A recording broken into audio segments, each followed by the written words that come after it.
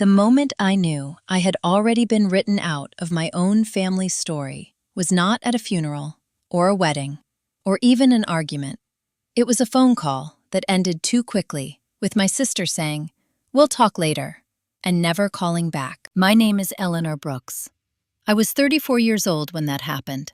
I lived in Raleigh, North Carolina, worked as a licensed real estate appraiser, and believed, until that point, that distance had kept me safe. I was wrong. It was early December, the kind of cold southern morning that smells like wet leaves and coffee.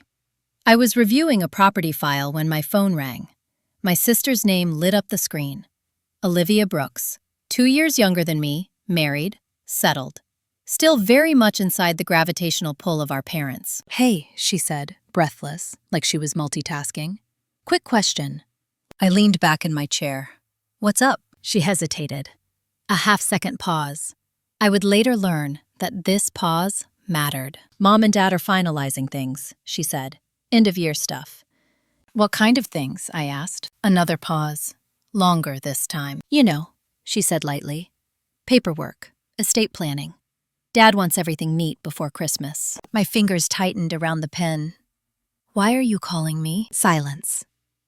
Then she said, "They just want to know if you're coming home for Christmas." The question landed wrong. Too clean. Too carefully placed. "I already said I am," I replied. "I booked my flight weeks ago." "Oh," she said. "Right. Okay, I'll tell them." "Tell them what?" I asked. "That you're aware," she said. "Aware of what?" There it was again. That pause. The one that tells you the truth is being weighed against convenience. "Never mind," Olivia said quickly. "We'll talk later." The call ended. I stared at my phone long after the screen went dark. The office felt too quiet. The heater clicked on and off. Somewhere outside, a car alarm chirped once and stopped. I knew my family well enough to recognize deflection when I heard it. My parents did not do transparency. They did decisions. Quiet ones. Efficient ones.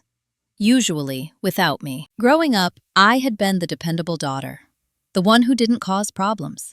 Didn't need much. Didn't ask for explanations. Olivia had always been the center. Louder, more expressive. More in need of guidance, attention, correction, praise. I learned early that love in our house came with expectations. Compliance earned peace. Questions earned distance. So I learned to stop asking. I moved out at 18, paid my own way through college, built a career that had nothing to do with my father's construction supply company, Brooks Materials. I told myself independence was freedom. What I didn't realize was that independence also made me optional. 3 days after that phone call, I received an email from a law firm in Charlotte.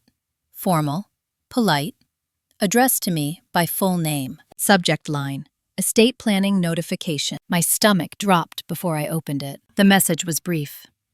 It stated that my parents, Harold and Mary Ann Brooks, were in the process of updating their will and associated trusts. It noted that I was listed as a beneficiary under previous documents, and that revised terms would be discussed at an upcoming family meeting. Family meeting, December 23rd, 2 days before Christmas. The email did not invite me. It informed me. I didn't call my parents. I didn't reply to the email. I sat there, staring at my laptop, feeling something familiar tighten in my chest. Not panic, not sadness, recognition. This was how it always happened. Decisions first, explanations later, if at all. That night, I drove home in the dark, the radio off, my thoughts looping. I thought about every Christmas where my gifts were smaller, quieter, more practical. Every birthday that passed with a card mailed late. Every milestone Olivia celebrated with a dinner, a toast, a speech. I had told myself none of that mattered. But now, there were lawyers involved. The family meeting took place without me. I found out through Olivia, again. A text message this time. "Everything went fine," she wrote. "Dad's relieved." Relieved of what, I wondered? Responsibility? Guilt? Me? I asked one question. Am I still in the will? The typing bubble appeared, disappeared, appeared again. Finally, it's complicated. That was the word my family used when the truth was inconvenient. I booked an earlier flight home. Not to confront anyone, not to argue, to see for myself. When I walked into my parents' house on December 24th, it looked exactly as it always had. Garland on the banister, nativity set on the side table, the smell of ham and cloves hanging heavy in the air. My mother hugged me stiffly. My father patted my shoulder like I was a guest. Olivia avoided my eyes. Dinner was polite, controlled, too quiet. And then my father cleared his throat. "We finalized the will," he said. Carving knife paused midair. "It's done." No one looked at me. I felt something inside me go very still. That was when I understood. This wasn't about money, or property, or even inheritance. This was about control. And they had just assumed I wouldn't notice it slipping out of their hands. They were wrong. Because while they were busy rewriting their legacy, they had forgotten one thing. I had spent my entire adult life learning how to read documents, spot omissions, and understand value. And I was done being the quiet line item they thought they could remove without consequence. No one told me directly that I had been removed. That was the part that stayed with me later. Not the exclusion itself, but the way it happened around me, as if I were furniture that could be rearranged without comment. After dinner, Olivia disappeared into the kitchen with my mother. My father poured himself another drink and sat in his chair, the television murmuring softly in the background. A Christmas special. Laugh track. Fake warmth. I stood at the sink, rinsing my plate slowly, listening. "It was the cleanest way," my mother said in a low voice. "I just don't want this blowing up," Olivia replied. "You know how Eleanor can get." I almost laughed. I dried my hands, turned, and walked into the kitchen. All three of them froze. "Can get how?" I asked calmly. My mother startled. Olivia's face flushed. My father stayed seated, eyes on the TV, like he hadn't heard me. "No one said anything," my mother said quickly. "You startled us." "I heard my name," I replied. That usually means something was said. Olivia forced a smile. "We were just talking about Christmas logistics." "Logistics," I repeated. "Like the will?" The room went very quiet. My father finally turned the TV off. The sudden silence was heavy, deliberate. "We didn't think this was the right time," he said. "To tell me?" I asked. "To discuss details," my mother corrected. "This holiday is about family." I nodded slowly. "Then why does it feel like a board meeting I wasn't invited to?" My father stood up. He was a tall man, still broad-shouldered, used to rooms adjusting around him. "Let's not make this dramatic," he said. "The decisions were made thoughtfully." "About me," I said. "Without me." Olivia crossed her arms. "You moved away. You made your own life." "Yes," I said, "and I paid for it myself. That was always the deal." "That doesn't mean things don't change," my father said. "The business is more complex now. It needs clarity." There it was. Brooks Materials. "What does the business have to do with the will?" I asked. He hesitated. "Just long enough. We're keeping ownership consolidated," he said. "It's simpler." "In Olivia's hands," I said. "She's involved," my mother said quickly. "She understands the company." "I understand contracts," I replied. "Better than most." My father waved a hand. "This isn't about skill. It's about alignment." Alignment. Another family word. It meant obedience without needing to ask. "So I'm misaligned," I said. "No one said that," Olivia snapped, then softened her tone. "You're just separate." Separate. I felt it then. Not anger, not shock, clarity. "Am I still a beneficiary?" I asked. My mother looked at my father. He sighed. "Not in the same way." "What way is that?" I pressed. "There's a trust," he said. "It's structured differently." "Am I in it?" I asked. Another pause. "Not currently," he said. I nodded once. "Thank you for finally answering." "You're overreacting," Olivia said. "There's still time to adjust things." "Is there?" I asked. "Or is that just something you say to keep me calm?" My father's voice hardened. "We didn't want complications." I met his gaze. "You didn't want consent." Silence fell again. I realized then that they weren't afraid of hurting me. They were afraid of me disagreeing. I didn't raise my voice. I didn't cry. I didn't argue further. I said one sentence. "I'll need a copy of the revised documents." My father laughed, a short, dismissive sound. "That's not necessary." "Yes," I said evenly. "It is." "You're not entitled," Olivia started. I held up a hand. "Don't." The room felt suddenly smaller. My mother looked pale. My father's jaw tightened. "We'll have the attorney send you something," he said, "after the holidays." "I won't be waiting," I replied. I walked upstairs, packed my bag, and left before dessert. No one stopped me. That was the second lesson. On the drive back to Raleigh, the roads were nearly empty. Christmas lights blurred past. I felt strangely calm, like something heavy had finally dropped away. I didn't call a friend. I didn't vent. I opened my laptop as soon as I got home and began pulling records. Past tax filings, trust references from old emails, notes my grandmother had once made about future-proofing the family. I remembered her clearly. Ruth Brooks. Quiet, observant.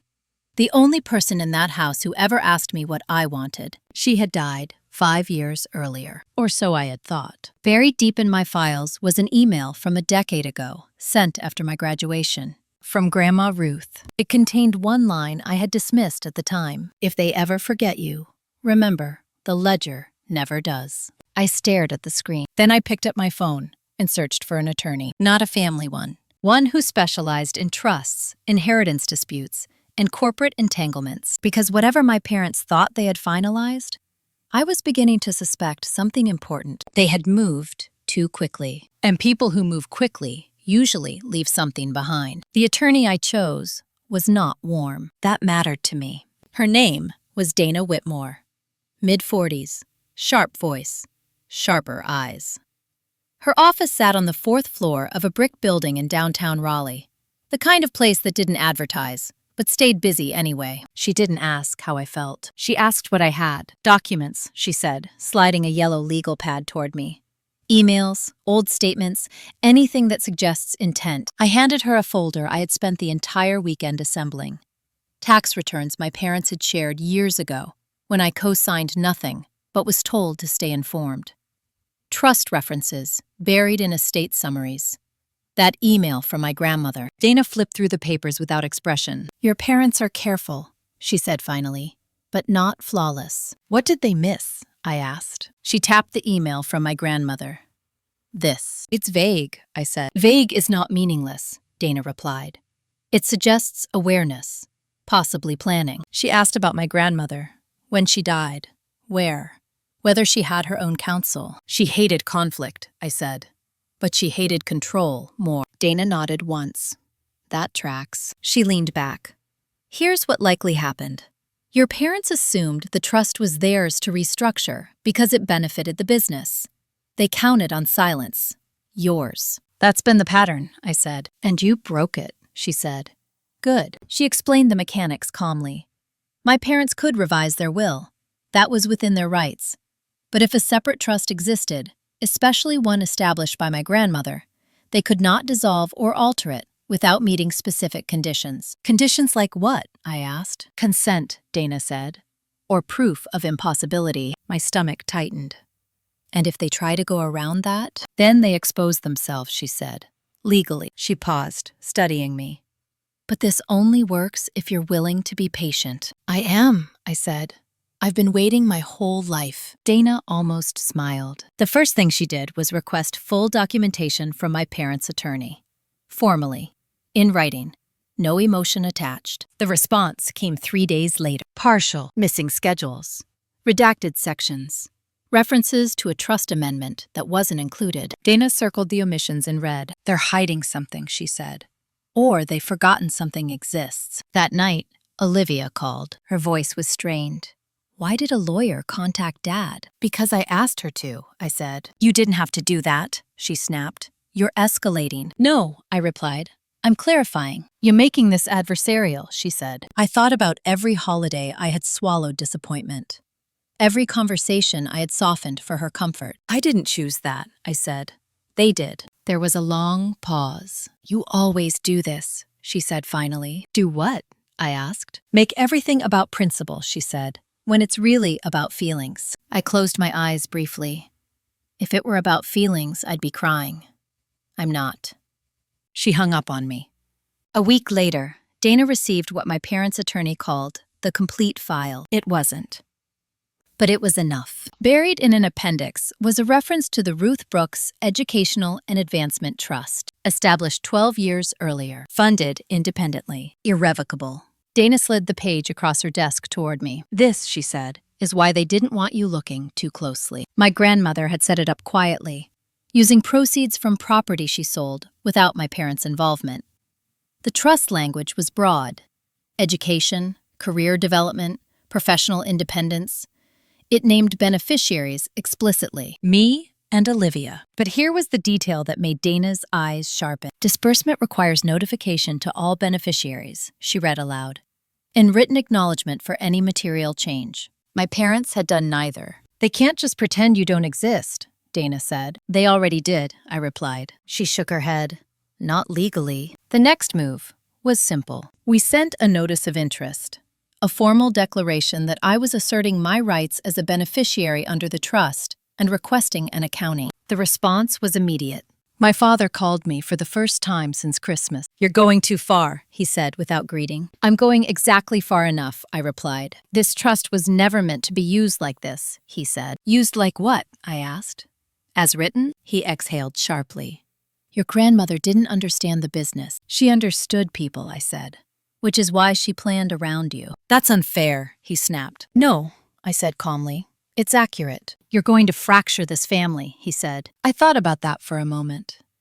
"You fractured it when you decided I was optional," I replied. The call ended badly. But something else happened too. The accounting revealed transfers, quiet ones, from the trust into a holding account tied to Brooks Materials, justified as temporary loans, never disclosed to me. Dana's voice was steady when she explained it. "They used your grandmother's trust to stabilize the business," she said, "without your consent." I didn't feel anger. I felt resolve. We filed a demand for immediate cessation of trust fund usage and full reimbursement, with interest. The letter went out on a Monday. By Friday, the tone had changed. Emails softened, language shifted. Words like misunderstanding and oversight appeared where certainty used to be. My parents hadn't just excluded me. They had built their security on the assumption that I would never look closely. That assumption was about to cost them. And the real confrontation hadn't even started yet. The first thing that disappeared was my mother's certainty. I noticed it in the emails. Shorter sentences, softer language, questions instead of declarations. Where she once wrote as if decisions were facts of nature, now there were phrases like, "We didn't realize," and "perhaps we misunderstood." My father, on the other hand, went silent. That silence was louder than anything he could have said. Dana warned me this would happen. "When control slips," she told me, "people either panic or pretend nothing's wrong. Your parents are doing both." The reimbursement demand gave them 14 days. 14 days to return the funds quietly, correct the accounting, and restore the trust to compliance. If they didn't, we would file, not threaten. File. I didn't check the calendar obsessively. I kept working. Appraisals don't wait for family drama. Houses still needed valuation. Lenders still needed numbers. Life, inconveniently, continued. But I felt different moving through it. For the first time, I wasn't bracing for a reaction. I was waiting for a response. On day 6, Olivia showed up at my apartment, unannounced. I heard the knock and knew it was her before I opened the door. She knocked the way she always had. 3 quick taps, impatient, familiar. She looked smaller standing there. Not physically, emotionally, like someone who had been sent instead of choosing to come. "We need to talk," she said. I stepped aside and let her in. She didn't sit, she paced, hands twisting together. The silence stretched until she filled it. "They're scared," she said. "Of what?" I asked. "Of losing everything," she replied. I watched her carefully. "They're not losing everything. They're being asked to return what wasn't theirs to use." "You know that's not how they see it," she said. "I know," I replied. "That's the problem." She stopped pacing and looked at me. Really looked. "When did you become like this?" she asked. I almost smiled. "I always was," I said. "You just benefited from it being ignored." Her jaw tightened. "That's not fair." "No," I agreed. "It's just uncomfortable." She sat down then, heavily. "Dad says you're trying to humiliate him." I folded my hands in my lap. "I'm trying to protect what Grandma intended." "She didn't mean for this to tear us apart," Olivia said. "She meant for me to have a choice," I replied. "Which you're trying very hard not to see." There it was. The real tension. Not the money, not the trust. Choice. Olivia had never needed it. She was chosen by default, groomed into place, loved loudly and publicly. I had been loved conditionally, quietly, as long as I didn't interfere. "You could stop this," she said softly. "Just let it go." I shook my head. "I already let it go once. That's how we got here." She stood up abruptly. "You're going to regret this." "Maybe," I said, "but not for the reasons you think." She left without another word. On day 9, my parents' attorney requested a meeting. Dana smiled when she told me. "That's the shift," she said. "They're no longer pretending." The meeting was scheduled at a neutral office. Not my parents' home, not their firm. A conference room with glass walls and bland art. A place designed to keep emotions contained. My parents arrived together. My mother looked tired. My father looked furious. He didn't look at me when we sat down. The attorney cleared his throat and began. "There appears to have been a misunderstanding regarding the trust's usage." Dana leaned forward slightly. "There appears to have been unauthorized transfers." My father slammed his hand on the table. "That money kept the company afloat," he snapped. "It was temporary." "It was illegal," Dana replied calmly. My mother reached for his arm. He shook her off. "You would rather see us struggle than help?" he said, finally looking at me. I met his gaze. "You didn't ask for help. You took." "You would have said no," he said. "Yes," I replied.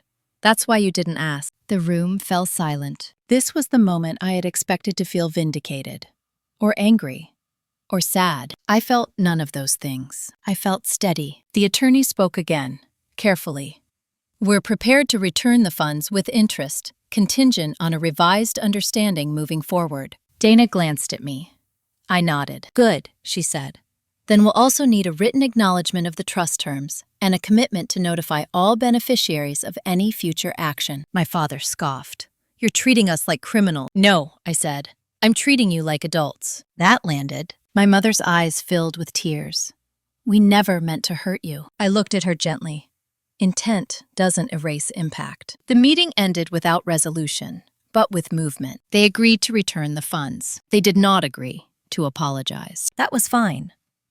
On day 13, the money was transferred back into the trust, with interest. Dana forwarded the confirmation to me with a single line. They folded. I sat at my kitchen table and stared at the screen. This was the first time in my life my parents had backed down. Not because I argued, not because I begged, because I documented. That night, I slept deeply. But the story wasn't over, because returning the money didn't undo what they had tried to do. And now that the trust was secure, there was one more thing I needed to decide. Whether I still wanted a place in a family that only respected me when I forced them to. The answer was coming, and it wouldn't be gentle. The repayment changed the tone, but not the truth. Money returned, interest added, documents corrected. On paper, everything looked resolved. If this were only about inheritance or bookkeeping, it could have ended there, with a stiff apology and a forced hug at Easter. But something irreversible had already happened. I had seen behind the curtain. The week after the transfer, my parents didn't call to say it was done. Their attorney did. Efficient, detached. As if the issue had been a clerical error, not a deliberate choice. Dana warned me not to expect closure. People who give up control rarely admit they lost it, she said. They just change tactics. She was right. The next tactic arrived quietly, disguised as generosity. An envelope came to my apartment, with my father's handwriting on the front. Inside was a personal letter. Not legal, not formal, just him. He wrote about sacrifices, about how hard it had been to keep Brooks Materials alive during downturns, about responsibility, about family sticking together when things get difficult. Then came the offer. They wanted to buy me out, not the trust. Me, a lump sum payment in exchange for my permanent withdrawal as a beneficiary. Clean. Final. No more disputes, no more paperwork, no more tension. In return, I would sign a release. No future claims, no objections, no voice. Dana read the letter twice, then looked at me. "This is emotional leverage," she said. "They're reframing you as the obstacle to peace." I nodded. I felt it clearly. The amount was generous, enough to make life easier, enough that many people would have taken it just to be done. But it wasn't compensation. It was hush money. That night, I didn't call Dana. I didn't call anyone. I sat on my couch with the letter folded in my hands and thought about my grandmother. Ruth Brooks had never raised her voice. She never confronted my parents directly. She watched. She planned. She protected quietly. The trust wasn't just money. It was a line in the sand. This is as far as you can go. I drafted my response the next morning. Not emotional. Not angry. One paragraph. I declined the offer. I stated clearly that my role as a beneficiary was not for sale. I affirmed my intention to remain informed and involved, as outlined in the trust documents. I signed it. Then I added one more sentence. Any further attempts to pressure, coerce, or isolate me from my legal rights will be documented and addressed accordingly. Dana smiled when she read it. That sentence matters, she said. The fallout was immediate. Olivia stopped calling altogether. My mother sent a message saying she needed time. My father returned to silence, but this time it felt different. Not dominant. Strategic. I began to understand something uncomfortable. They weren't trying to fix the relationship. They were trying to manage the risk. That realization freed me in a way I hadn't expected. For the first time, I stopped trying to interpret their behavior emotionally. I stopped asking why they were like this. I stopped hoping for acknowledgement. I treated them the way they had always treated me, as a factor to be accounted for. 2 weeks later, another email arrived. This one from the attorney. Polite. Neutral. They were proposing amendments to the trust. Minor clarifications. Updated language. Nothing that required my consent, they claimed. Dana raised an eyebrow when she read it. They're testing you. We reviewed the proposed amendments line by line. Most were harmless. One wasn't. A clause redefining professional advancement to exclude independent contracting and consulting. My profession. They weren't trying to remove me outright anymore. They were narrowing the definition of who qualified. Same behavior, Dana said. Cleaner suit. I instructed her to reject the amendment. This time, I didn't explain why. Silence followed. In early March, my parents hosted a family birthday dinner. Not for me, for Olivia's husband. I wasn't invited. I found out through social media. It stung less than it once would have. Exclusion had lost its power. I had something better than a seat at their table. I had autonomy. Then something unexpected happened. A letter arrived from the bank that administered part of the trust. Routine correspondence, annual review. But included was a notice about an upcoming trustee evaluation. Dana read it and smiled slowly. They're required to assess whether the current trustees are acting in the best interest of all beneficiaries, she said. My parents were co-trustees. They're exposed, I said quietly. Yes, she replied, and they know it. For the first time since this began, the pressure wasn't on me. It was on them. That night, I stood at my window and watched the lights of Raleigh flicker against the dark. I felt no triumph. No hunger for revenge, just certainty. They had underestimated me because they had mistaken my silence for weakness. They had mistaken my distance for disengagement. And now they were discovering the cost of that mistake. The trustee evaluation was scheduled for April. And whether they realized it yet or not, the balance of power was about to shift again. Not through confrontation, through process. And this time, there would be witnesses. April arrived without drama, which should have warned them. The trustee evaluation wasn't a courtroom event. No raised voices, no headlines. Just a conference room, a neutral fiduciary officer from the bank, and a checklist designed to expose patterns rather than punish intentions. Dana explained it to me over coffee the week before. This isn't about proving malice, she said. It's about demonstrating imbalance. Imbalance had defined my role in this family for years. The bank sent questionnaires to all beneficiaries. Identical forms, identical deadlines. The questions were deceptively simple. Had trustees communicated material changes? Had beneficiaries been informed of disbursements? Had conflicts of interest been disclosed? I answered carefully, factually. Dates, attachments, no adjectives. Olivia, I later learned, left several questions blank. My parents submitted a joint response. Polished, defensive, full of language about intent and necessity. The evaluator listened to each of us separately. When it was my turn, I didn't bring emotion into the room. I brought a timeline. I brought emails. I brought statements. I brought the letter offering to buy me out. That letter, the evaluator said, tapping it gently, suggests an attempt to resolve conflict. It suggests an attempt to remove oversight, I replied. She didn't argue. She asked one question that lingered with me afterward. If you had not noticed the trust activity, do you believe you would have been informed? No, I said without hesitation. She nodded and wrote something down. The evaluation concluded quietly. No conclusions shared. Just a promise of a written report within 30 days.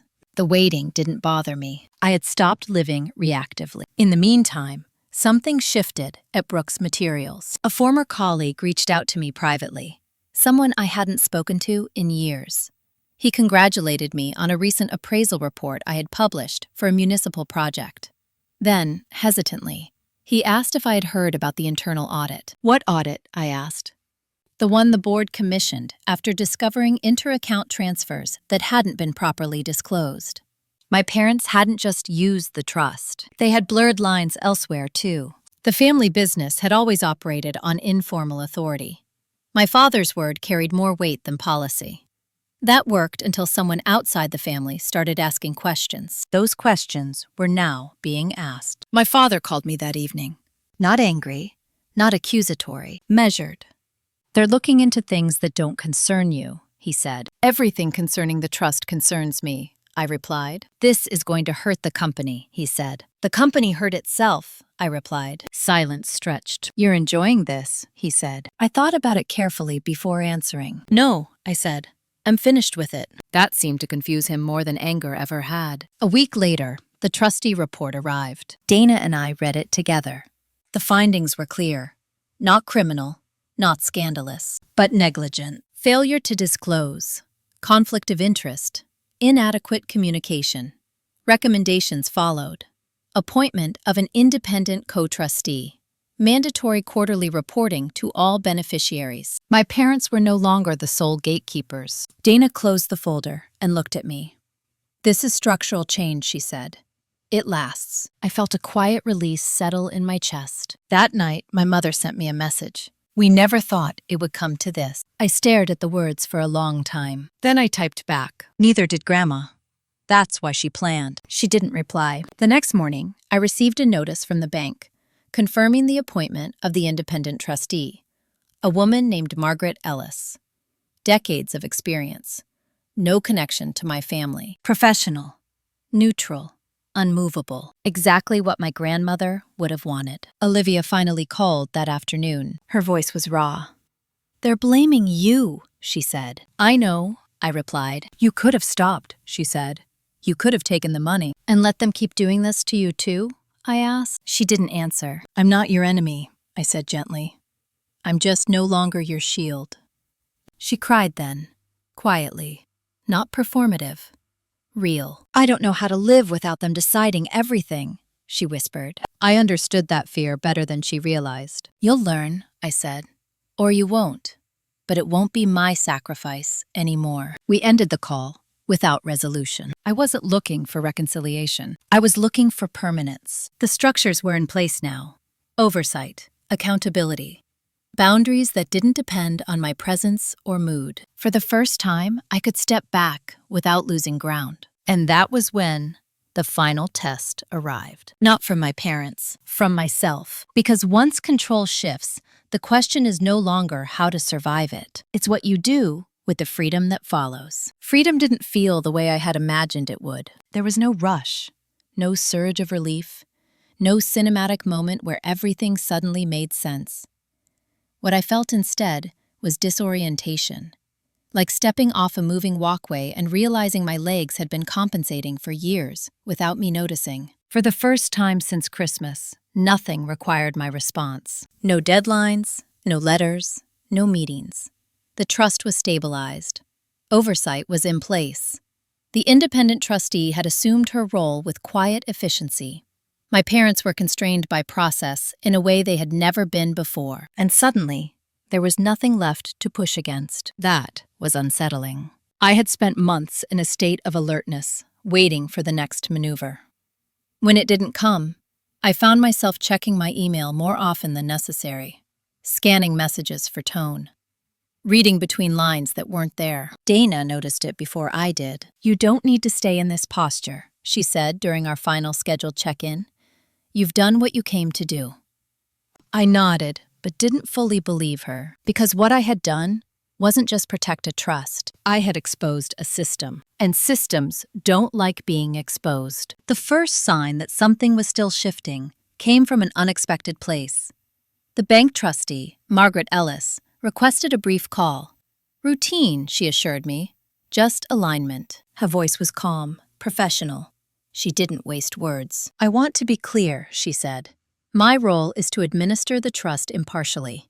That includes ensuring beneficiaries understand their options." "Options regarding what?" I asked. "Participation," she replied. "Engagement. Or withdrawal." I waited. "Some beneficiaries choose to step back once governance is stabilized," she continued. "Others remain involved. Both are valid." There it was. Choice. "I appreciate the clarity," I said. "I'll think about it." After we hung up, I sat at my desk and stared at the wall for a long time. For years, I had been fighting not to be erased. Now I was being asked whether I wanted to stay visible at all. That question hit deeper than I expected. Staying involved meant continued contact, continued updates, continued proximity to a family dynamic that had cost me more than I used to admit. Stepping back meant trust in the structures I had helped put in place. Trust that they would hold without my constant presence. It also meant letting go of something else. Leverage. I went for a walk that evening. No phone, no music. Just the sound of my footsteps and the low hum of traffic.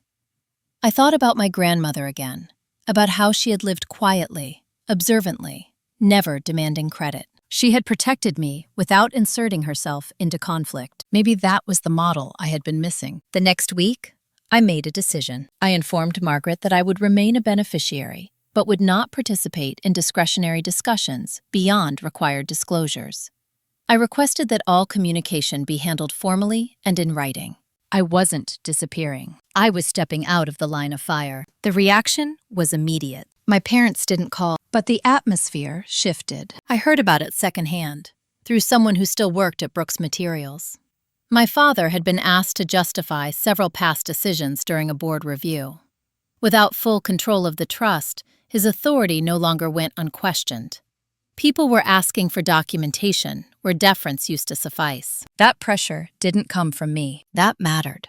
Olivia reached out again in late May. She sounded tired, not angry, just worn down. "They don't know what to do without pushing," she said. "That's not your responsibility," I replied. "I know," she said. "I just didn't realize how much of our peace came from you absorbing it." The honesty surprised me. "I absorbed it because no one else would," I said. "That doesn't make it fair." "I see that now," she said quietly. "We didn't reconcile. Not fully. But something loosened." A week later, I received an invitation in the mail. A wedding, not from my family. From a former colleague, someone I had worked with years earlier, before everything narrowed. The card was simple. Handwritten note inside. "You showed me how to stand my ground without burning everything down. I hope you'll be there." I realized then how much of my life I had spent focused on one axis, one family, one approval I never quite earned. There were other rooms I hadn't entered yet. I RSVP'd, yes. The wedding was held in a small town outside Asheville. Mountains, late summer air.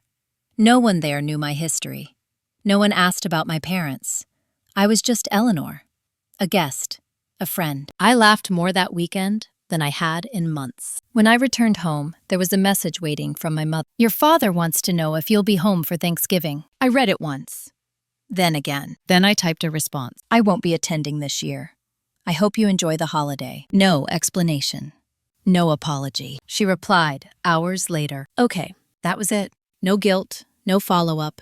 Just acceptance, or something close enough. I sat with that feeling for a long time. This was what it looked like when power dynamics reset. Not dramatic, not loud, just different. And different was enough. But there was still one thread left untied. One moment that would test whether the changes I had made were truly permanent. It arrived in the form of an envelope, forwarded to me by the bank. Inside was a notice. A scheduled amendment review, not initiated by my parents, by Olivia. And this time, she had listed me as a required participant. I stared at the page, my pulse steady but alert. This wasn't an attack. It was a question, and how I answered it would determine what came next. I didn't answer Olivia right away, not because I was angry, not because I was afraid of what she might ask. I waited because this was the first time in my life my response wasn't required to keep the peace. That mattered. The amendment review notice was clean, formal, and unsettling in its simplicity. Olivia had requested a discussion with the independent trustee regarding future governance of the trust. She had checked the box that required all beneficiaries to be present. My name was listed without hesitation, without apology. That alone told me something had changed. I scheduled a call with Margaret Ellis before responding. I want to understand the nature of the request, I said. Margaret didn't speculate. She never did. Miss Brooks is seeking clarification around long-term administration, specifically how the trust will function once your parents are no longer able or willing to participate. The phrasing was careful. What prompted this? I asked. A combination of factors, Margaret replied. Leadership transitions, health considerations, and a desire to reduce informal influence. I almost smiled. So this isn't about removing me, I said. No, she said plainly. It isn't. I thanked her and ended the call. That night, Olivia texted me. I didn't expect what she wrote. I know I don't get to ask for trust, but I want to stop pretending things will go back to the way they were. I stared at the message for a long time. Then I typed back, "What are you actually asking for?" Her reply came quickly. "I want a structure that doesn't depend on Dad's approval. And I don't want to be the only one carrying that weight." That was honest. Uncomfortable. Long overdue. I agreed to attend the review. The meeting took place in early June via video. Margaret hosted. Dana attended as my counsel, though I had considered going alone. Old habits die slowly. Olivia appeared on screen first. She looked different. Not softer, clearer. Her posture was straight, her tone measured. She wasn't asking permission. Our parents joined last. My mother looked tense. My father looked annoyed. He said nothing at first, which told me everything I needed to know. Margaret opened the meeting with her usual precision.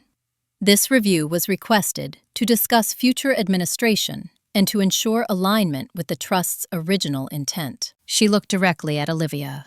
"You may begin." Olivia took a breath. "I don't want this trust to be a battleground anymore," she said. "And I don't want it used as leverage inside the family." My father shifted in his chair. "I want decisions documented," Olivia continued. "I want transparency. And I want Eleanor involved, not as a threat, but as an equal beneficiary." The word equal landed heavily in the silence. My mother's eyes flicked toward me. My father's jaw tightened. "This is unnecessary," he said sharply. "We've already addressed the issues." "You addressed the exposure," Olivia replied. "Not the pattern." That surprised me more than anything else. Margaret nodded slightly. "Please continue." "I'm requesting a formal amendment," Olivia said, "to clarify roles. Trusteeship remains independent, beneficiary communication remains mandatory, and discretionary decisions require consensus or third-party arbitration." Dana glanced at me. I nodded. My father finally looked at me. "Is this what you want?" I considered the question carefully. "This is what Grandma wanted," I said. "And it's what keeps any one person from controlling the rest." "That includes you," he said. "Yes," I replied. "That's the point." Silence followed. Margaret spoke again. "This amendment would reduce informal influence while preserving beneficiary rights. It aligns with the trust's intent." My mother spoke softly. "This feels like punishment." "No," I said gently. "It's protection." My father shook his head. "You're tearing this family apart." I met his gaze. "No. We're finally telling the truth about how it's been held together." The meeting ended without a vote. Margaret outlined next steps, draft language, review period, time. After we disconnected, Olivia stayed on the call. "I didn't do this to make you forgive me," she said. "I know," I replied. "I did it because I don't want to inherit his methods," she said. "Even if I inherit everything else." I believed her. Not completely, but enough. The draft amendment arrived a week later. It was fair, balanced, legally sound. It didn't favor me. It didn't favor Olivia. It favored clarity. Dana reviewed it and said something that stayed with me. This is the first document I've seen from your family that doesn't try to erase you or manage you. I signed it. So did Olivia. My parents delayed, then objected, then softened. In the end, they signed too. Not because they wanted to, because the alternative was exposure. When the amendment was finalized, something inside me settled. Not relief. Completion. I didn't feel victorious. I felt finished. Finished fighting for recognition. Finished translating silence. Finished mistaking access for belonging. That summer, I took time off. Traveled alone. Read books that had nothing to do with law or family or control. I learned what my nervous system felt like when it wasn't braced. I thought often about the word revenge. This hadn't felt like revenge. It felt like reclamation. But I knew better than to assume the story was over just because the paperwork was signed. Families don't let go of power easily. And my parents had one more move left. I just didn't know yet whether it would be desperate or calculated. The answer came in August, in the form of an invitation, not to a holiday, to a wedding, Olivia's. And with it, a question I hadn't expected to ask myself. What does it mean to show up, when showing up used to mean surrendering yourself? The wedding invitation sat on my kitchen counter for 3 days before I touched it. Cream cardstock, elegant script. Olivia Brooks and Daniel Hartman, early October, Charleston, South Carolina. A historic venue near the harbor. Formal attire. It was tasteful, carefully curated. Very Olivia. What caught my attention wasn't the date or the place. It was the enclosure. A handwritten note. Ellie, I know this is complicated. I won't pretend otherwise. I would like you there. Not out of obligation. Not for appearances. But because this is a line I don't want to cross without you. Olivia. I read it twice. Then I set it down and went about my day. Old versions of me would have analyzed every word, looked for subtext, tried to predict how the seating chart would feel, how my parents would behave, whether my presence would be weaponized or erased. This version of me asked a different question. What would it cost me to go? The answer surprised me. Not much. I wasn't afraid of being excluded anymore. That wound had scarred over. I wasn't afraid of confrontation either. My parents had lost the ability to corner me without witnesses, paperwork, or consequences. The only real risk was emotional. Old reflexes resurfacing, old roles trying to snap back into place. But I had learned something important over the past months. Boundaries don't disappear just because you walk into a familiar room. I RSVP'd, yes. The reaction came fast. My mother called the next evening. I'm glad you're coming, she said. Her voice was careful. Neutral. So am I replied. A pause. It means a lot to Olivia, she added. I know, I said. Another pause. Heavier this time. We've reserved a room for you at the same hotel, she said. With the family. No, I replied calmly. I'll book my own. Silence. Then, quietly, of course. That was new. Acceptance without argument. The weeks leading up to the wedding were strangely calm. No legal correspondence. No last-minute demands. The trust functioned smoothly under Margaret's oversight. Quarterly updates arrived like clockwork. Clear, transparent, boring. I welcomed the boredom. In late September, my father emailed me. Not about the wedding. About the company. He attached a report. Internal audit summary. Brooks Materials had officially restructured several departments. New compliance standards. External oversight.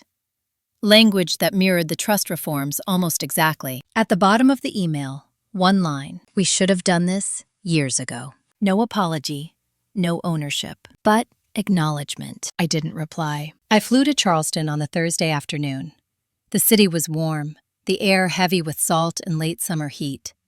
I checked into a small boutique hotel 2 blocks from the venue. Alone, by choice. That night, I walked along the waterfront and felt something loosen inside me. I wasn't arriving as the forgotten daughter, or the difficult one, or the problem to manage. I was just a guest. The rehearsal dinner was the first test. Long table, white linens, candles flickering in the coastal breeze. I arrived on time, greeted Olivia, hugged her briefly, and took my seat. My parents were polite, reserved. My father spoke mostly to Daniel's family. My mother smiled often, but said little. No one challenged me. No one ignored me either. I realized then how much of the old dynamic depended on my reaction. Without it, there was nothing to push against. Later that evening, Olivia found me alone near the edge of the patio. "Thank you for coming," she said again, more quietly this time. "You didn't make it easy," I replied. She smiled faintly. "I didn't know how." We stood in silence for a moment. "I didn't invite you to fix anything," she said. "I invited you because I didn't want to keep pretending you were optional." That mattered more than she probably realized. The wedding day itself was beautiful. The kind of beauty that doesn't feel staged, even when it is. Soft music, pale flowers, sunlight filtering through old trees. I watched Olivia walk down the aisle and felt a complicated mix of emotions. Pride, distance, a kind of grief for the years we had lost to patterns neither of us fully understood at the time. During the reception, my father approached me, alone.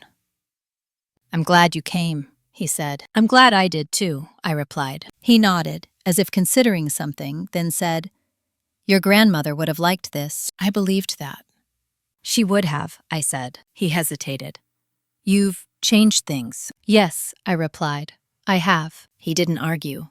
That was the closest we came to a truce. The true moment of reckoning came later, after the speeches, after the dancing had thinned, when Olivia took the microphone again. She thanked her parents. She thanked Daniel's family. Then she said something unexpected. "And I want to thank my sister," she said, her voice steady, "for teaching me that love doesn't mean silence, and that strength doesn't always look loud." The room went quiet. I felt every eye turn toward me. I didn't stand. I didn't wave. I simply nodded once. That was enough. On the flight home, I thought about how far the story had traveled from where it began. A quiet exclusion, a rewritten will, an assumption that I would accept whatever was decided without me. Instead, I had chosen something else. Not revenge. Not dominance. Agency. But the final chapter hadn't arrived yet. Because choosing yourself once is not the end. It's the beginning of living with the consequences of that choice. And mine were about to become very clear. The consequences arrived quietly, the way they always do when they're real. Not as punishment, not as drama, but as distance. After the wedding, communication slowed again. Not in the tense, brittle way it had before, but in something closer to resignation. My parents didn't reach out to relive the event or analyze it. Olivia sent a thank you note. Daniel included a brief line at the bottom. "We're glad you were there." And then, life resumed. At first, I thought that meant resolution. I was wrong. What followed was something more subtle, and in some ways more difficult. My parents stopped trying to manage me. They also stopped trying to know me. No calls asking how work was going. No updates about the business unless legally required. No invitations framed as obligations. It wasn't hostility. It was disengagement. That was the real cost to boundaries no one talks about. When you stop playing your assigned role, some people don't fight you. They simply stop investing. I noticed it in small ways. My mother's birthday passed without mention of seeing each other. My father forwarded a holiday card address list without comment.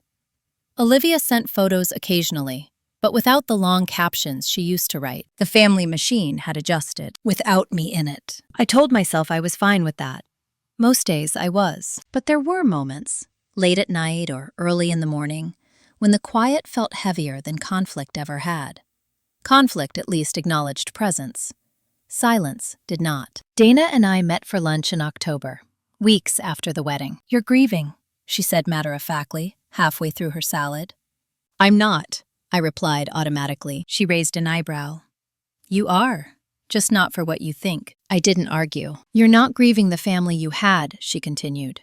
"You're grieving the fantasy that standing your ground would make them meet you there." That landed hard. I had told myself I didn't want validation, that recognition was optional. that all I needed was autonomy. All of that was true, and still, a part of me had hoped that clarity would lead to connection, that once the rules were fair, the affection would follow. Instead, fairness had replaced intimacy. "You didn't do anything wrong," Dana said gently. "You just stopped absorbing their discomfort." At work, things were steady. Good, even. I was offered a promotion to lead a regional appraisal team. More responsibility, more visibility, more travel. Old me would have said yes immediately. Proved something, shown momentum. I asked for a week to think. That alone felt like progress. During that week, I visited the lake where my grandmother used to take me as a child. I sat on a bench with a coffee and watched the water move without direction or urgency. I thought about Ruth Brooks, about how she had lived on the edges of our family structure, never confronting, never retreating, just quietly shaping outcomes. She had known something I was only just learning. You don't change people by demanding they see you. You change your life by deciding what you'll tolerate. I declined the promotion, not because I couldn't do it, but because I didn't want my next chapter defined by reaction, or compensation, or proving that I had been underestimated. I wanted space. That decision startled people. My supervisor asked if everything was okay. I told him yes, and meant it. In November, my father reached out again. An email. Short. Direct. "We're updating succession plans. I'd like your input on valuation methodology." That was new. Not an olive branch. Not an apology. An acknowledgement of competence. I stared at the message for a long time before replying. I agree to review the methodology. As an independent professional. Not as a daughter. Not as a favor. He accepted the terms without protest. We exchanged documents, comments, revisions. The work was clean, efficient, almost cordial. And then, it ended. No invitation to Thanksgiving. No attempt to extend the interaction beyond its scope. I realized then that this was likely the shape our relationship would take moving forward. Transactional.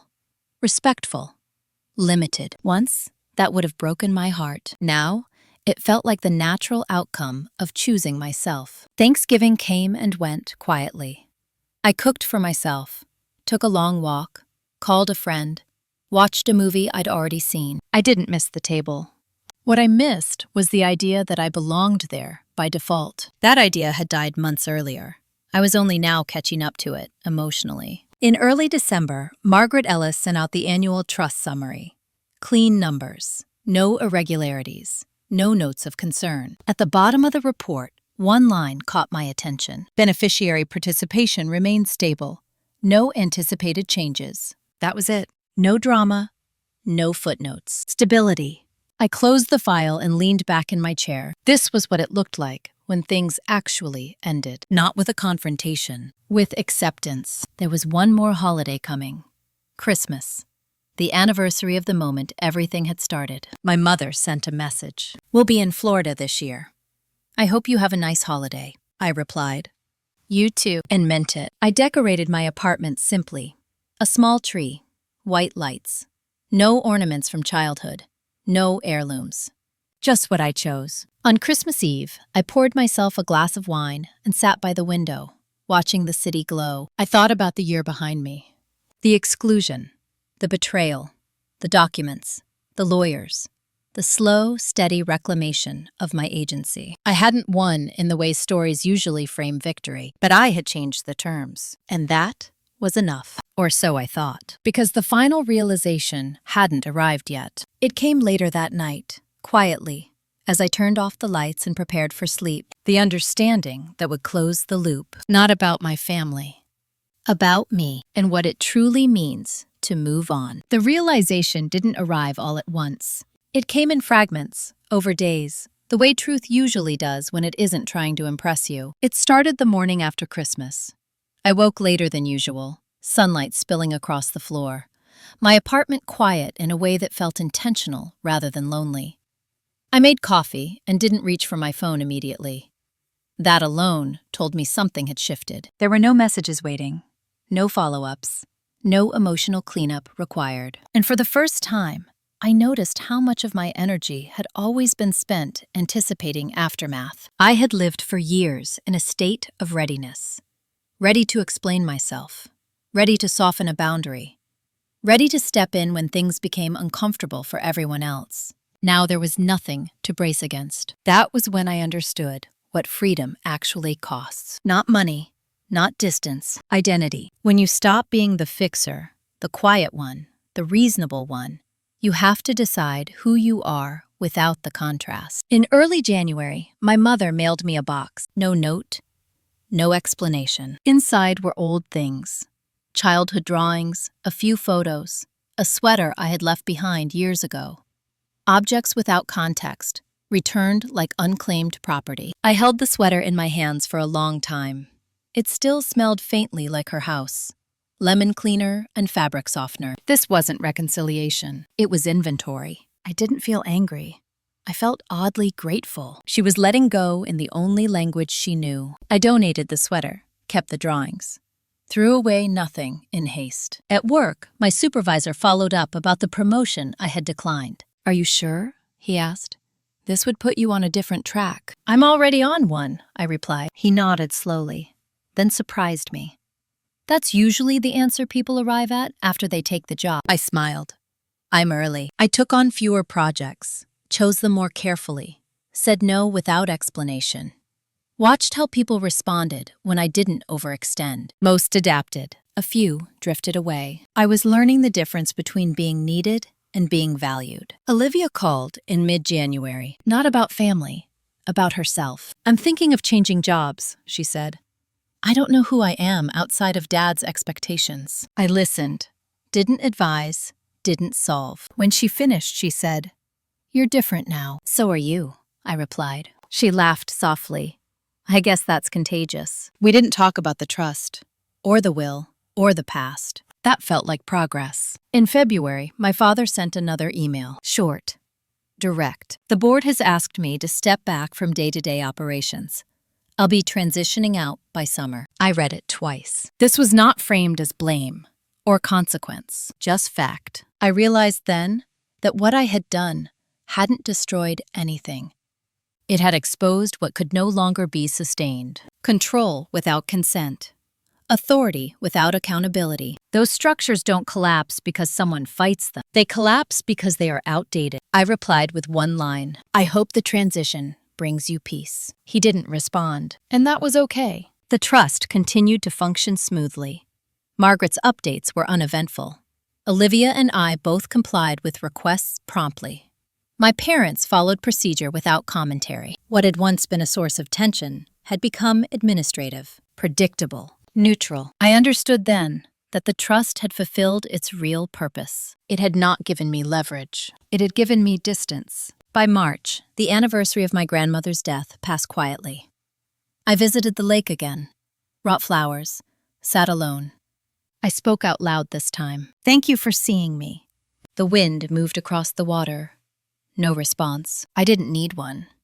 The final piece fell into place unexpectedly. During a routine conversation with a friend, she asked casually, "Do you think you'll ever be close with them again?" I opened my mouth to answer and stopped. Close meant different things to different people. I thought about my parents now, about Olivia, about the space between us. "I think we'll be honest," I said finally, "and limited." She nodded. That sounds healthy. It was. But more than that, it was chosen. I had not been pushed out. I had stepped back. There's a difference that only becomes clear once you've done it. Late one evening, I pulled out the original copy of the trust summary Dana had given me months earlier. I reread my grandmother's language, the careful phrasing, the deliberate balance between provision and protection. She hadn't tried to control the future. She had tried to prevent coercion. I closed the folder and placed it back in my drawer. That chapter of my life was complete. Not because everything was fixed, but because nothing was unresolved. I no longer waited for acknowledgement. I no longer rehearsed conversations that might never happen. I had learned that silence can be a boundary, too. And then, without drama, without warning, I realized something else. I wasn't thinking about them every day anymore. That was the real ending. Not forgiveness, not triumph, detachment. The kind that doesn't numb you, the kind that returns you to yourself. One chapter remained, not to confront anyone, but to articulate what all of this had meant to me and to anyone listening who might still be standing where I once was, quietly excluded, waiting, and wondering if choosing themselves would cost too much. The last thing I let go of was the need to frame what happened as victory or loss. That language never fit. This wasn't a story where someone fell to their knees or begged forgiveness. No one stood up at a table and confessed. No inheritance speech rewrote the past. There was no cinematic justice, no moment where everything felt repaired. What there was instead was something quieter. Choice. I noticed it one afternoon in early spring. I was standing in line at a grocery store, absent-mindedly watching the conveyor belt move, when I realized I hadn't thought about my parents in days. Not with tension, not with resentment, not even with vigilance. They simply hadn't been part of my internal weather. That was new. For most of my adult life, my decisions had been shaped in reaction. Even when I thought I was independent, I was still orienting myself against their expectations, proving I didn't need them, showing I was capable, quietly hoping they'd notice. Now, there was nothing to prove. The trust functioned as intended. The family business had restructured. My father had stepped back. Olivia was carving out a life that didn't revolve around managing our parents' moods. My mother sent occasional updates, factual and polite. Cards on holidays, no subtext. This was the relationship, and I was okay with it. I didn't need more. The most important change, though, wasn't external. It was how I moved through the world. I stopped over-explaining, stopped softening my words so they'd land gently, stopped anticipating disappointment and trying to cushion it in advance. I said yes when I meant yes. I said no without apology. I didn't volunteer for roles just to stay visible. I didn't step into smooth conflict that wasn't mine to fix.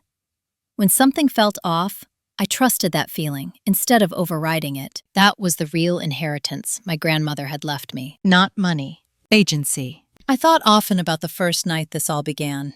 The phone call that ended too quickly. The way my sister had said, "We'll talk later," as if that would keep everything suspended. Later had come, and it had changed everything. There is a particular kind of grief that comes with realizing you were never meant to fit the version of family you were given. It's not loud. It doesn't ask for sympathy. It sits quietly beside you and waits to be acknowledged. I let myself feel it without trying to resolve it. I didn't rewrite my parents into villains. I didn't elevate myself into a hero. I accepted the truth. They loved me in the way they knew how. It just wasn't enough. And that doesn't make me ungrateful. It makes me honest. In May, I received one final email from my father. Short, unadorned. "I'm retiring at the end of the quarter. No request, no implication, just information." I replied, "I wish you well," and meant it. There was no ache in my chest, no anticipation of what he might say next. That was how I knew the story had ended. Not with reconciliation, with resolution. I didn't rebuild my life overnight. I didn't transform into someone unrecognizable. I didn't become fearless or untouchable. I became grounded. I learned that family drama doesn't end when someone finally understands you. It ends when you stop needing them to. I learned that betrayal doesn't always look like cruelty. Sometimes it looks like decisions made without your voice, justified as practicality. I learned that being excluded hurts most when you still want access. And I learned that revenge doesn't have to be loud to be effective. Sometimes revenge is simply refusing to disappear. Sometimes it's documentation, boundaries, process. Sometimes it's choosing not to attend the table where your silence was required for harmony. If you're listening to this and you recognize yourself in it, if you've been pushed aside by people who claimed to love you, if you've been told you're difficult when all you wanted was fairness, hear this. You are not wrong for wanting a say in your own life. You are not dramatic for noticing when love comes with conditions. And you are not selfish for choosing clarity over comfort. The most powerful thing I did wasn't confronting my family. It was stopping my participation in a system that depended on my compliance. I didn't raise my voice. I didn't beg.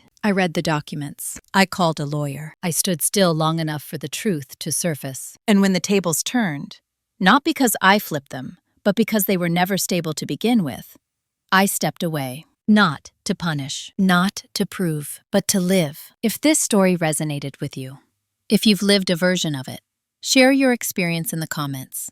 You're not alone, even when it feels that way. And if you believe that dignity matters more than approval, that boundaries are not cruelty, and that choosing yourself is not betrayal, then like, subscribe, and stay here. There are more stories like this, and they deserve to be told.